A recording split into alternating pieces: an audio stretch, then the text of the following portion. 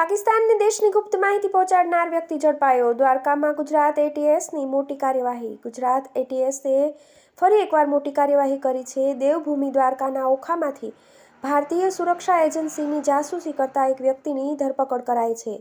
ગુજરાત એટીએસે દીપેશ ગોહિલ નામના વ્યક્તિની પૂછપરછ શરૂ કરી છે. અહેવાલો અનુસાર ગુજરાત એટીએસે ઓખામાં રહેતા દીપેશ ગોહિલ નામના વ્યક્તિની ધરપકડ કરી છે. તે છેલ્લા ઘણા સમયથી ભારતીય કોસ્ટગાર્ડ અને દરિયાઈ સીમાની કેટલીક મહત્વની માહિતી પાકિસ્તાનને પહોંચાડતો હતો. દીપેશ ગોહિલ પાકિસ્તાનના કેટલાક લોકો સાથે સંપર્કમાં આવ્યો હતો અને સોશિયલ મીડિયા અને બીજા કેટલાક માધ્યમોથી કોસ્ટગાર્ડ અને ભારતીય દરિયાઈ સરહદની તસવીરો પાકિસ્તાનમાં કોઈ વ્યક્તિને મોકલતો હતો.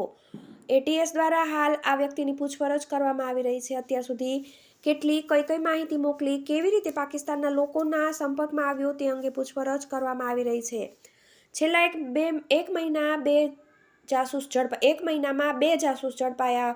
ઉલ્લેખનીય છે કે છેલ્લા એક મહિનામાં 2 જાસૂસ ઝડપાયા છે. અગાઉ પણ પાકિસ્તાન માટે જાસૂસી કરનારા પંકજ કોટિયા નામના વ્યક્તિની પોરબંદરથી ગુજરાત એટીએસે ધરપકડ કરી હતી. તે પાકિસ્તાન નેવીને કોસ્ટગાર્ડની ગુપ્ત માહિતી વોટ્સએપ અને ઇન્સ્ટાગ્રામના માધ્યમથી પાકિસ્તાનમાં રિયા નામના અધિકારીને પહોંચાડતો હતો. આરોપીના ખાતામાં પાકિસ્તાનથી 26,000 રૂપિયા જમા થયા હતા. આ જાસૂસ પોરબંદરની તમાકુ ફેક્ટરીમાં કામ કરતો હતો.